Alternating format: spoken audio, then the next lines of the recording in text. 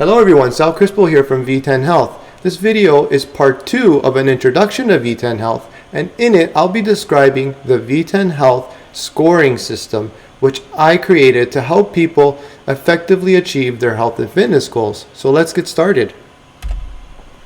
So I've been coaching for a little bit over 20 years now, and I've seen a lot of people struggle and fail to achieve their goals over the years. So I wanted to develop a program that would not only help people succeed, but also try to create a program that was as foolproof or as fail-proof as possible. And I took the following ingredients for success, if you will, when I designed the V10 Health Scoring System so that I could create such a program. So let's dive in and see what they are. The first one is, the program's got to be effective, right?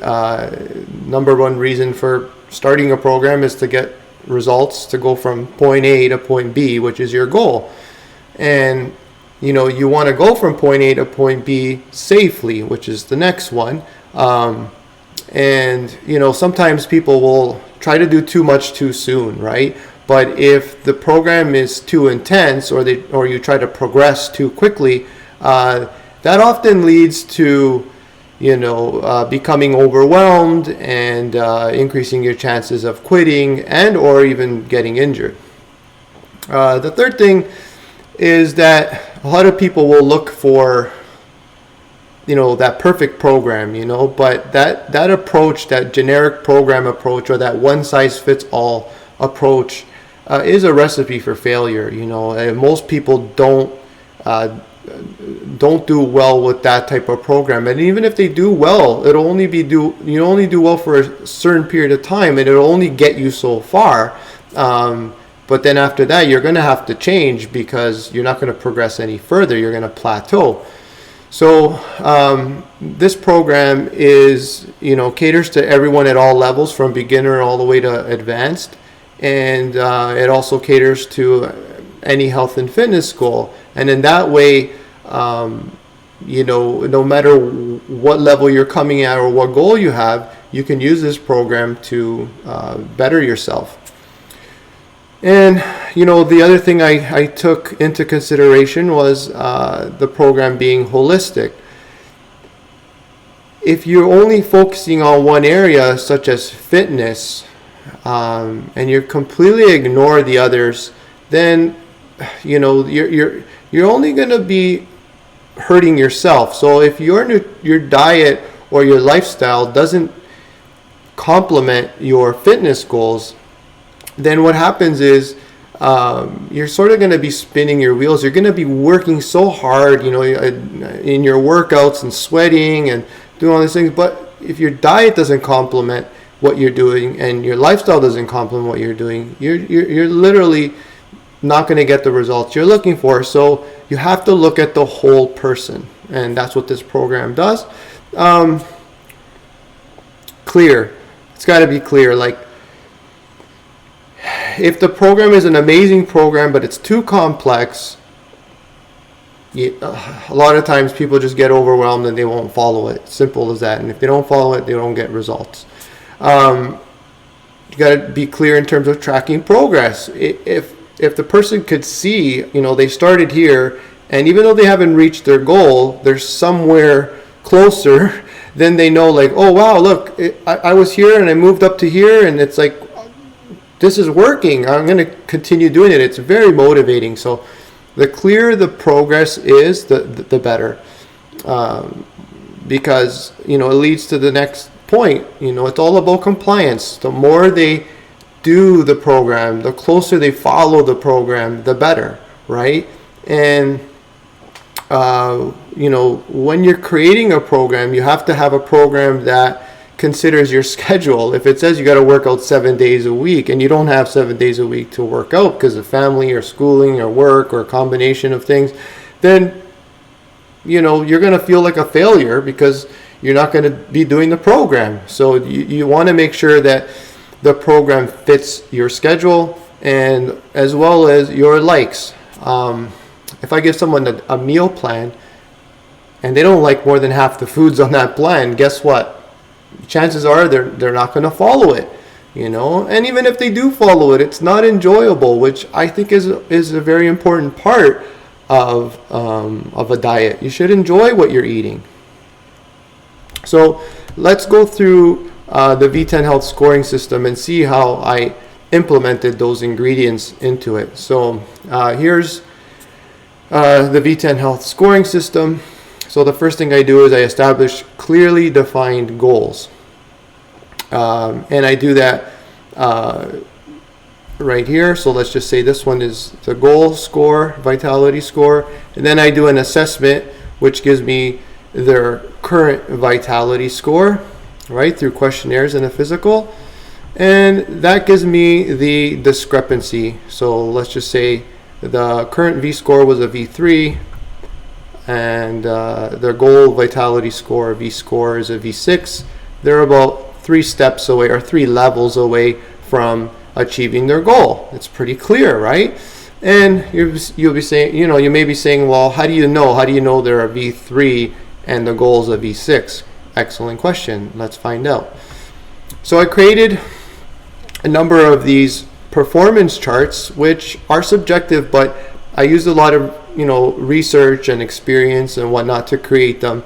And you may argue, or experts may argue, that they're not perfect, but that's not the point. The point is that they're clear, and they will get you to progress, right? So as you can see here, vitality score V1 to V10, and then you have your subject, which is body fat percentage for male and here for female, and it tells you what they are.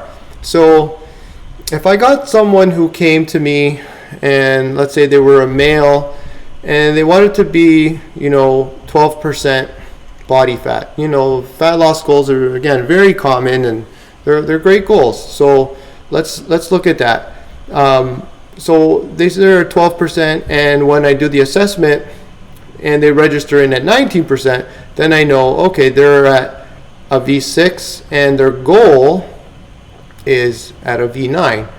So now I have to create a program that's going to get them from a V6 to V9, right? So how do I do that? Well, here are more charts, and an example of, I've created multiple health categories that are like this following one here, the steps per day one, that will tell me this person, let's just say they wrote down in the questionnaire that they walk or take about 7,500 steps per day. I'll say, okay, well, great, but a V9 takes 11,250 steps per day on minimum. So we want to try to build you up to that level. Makes sense, right? So now the program that I'll be designing for a V6, though, is not a V9. It'll be a V7, because remember, we got to keep it safe. We don't want to overwhelm people, give them too much too soon. This is just steps per day, but there's a lot of different categories, and they all add up, right? Here we go. We got V6 all the way to V9. So I'll be giving them a V7 program, so their steps per day would increase to 8,250 minimum. And so that's where they would start steps per day, and then we go through the other categories and adjust those as well, because I want to get them to a V7, and once they get to a V7 and they stabilize there, which means living like a V7, like eating like a V7, sleeping like a V7, working out like a V7, all of the factors, then what happens is once that normalizes and I feel like, this feels pretty normal, it doesn't feel like a challenge anymore, I'm ready to go to V8, and then I'll be like, okay, great. This is what a V8 looks like. This is how much more you got to exercise. This is how much cleaner you got to eat. This is how much, less stress you need in your life, or whatever the factors are. They'll be like, yeah, I'm ready for that. Let's do it. All right, excellent. So then we follow through with that, and we start again the next process of working up to the next level. And the great thing about this program, which I love, is you get to choose what you want to focus on, and you get to choose how far you want to rise. Often I get people asking me, like, do you want everybody to be a V10? And the answer is actually no. I don't want everybody to be a V10. V10 is very unrealistic. It's not practical, because, you know, think of an elite athlete. Elite athletes spend hours a day training and on their diet. It can be mobility and flexibility. Like their whole life revolves around their performance, right? And not everybody's got the time to do that, and so it's not realistic. You know, the thing that I want the most, let's go back up here now, I probably would say, is just everybody be healthy and happy.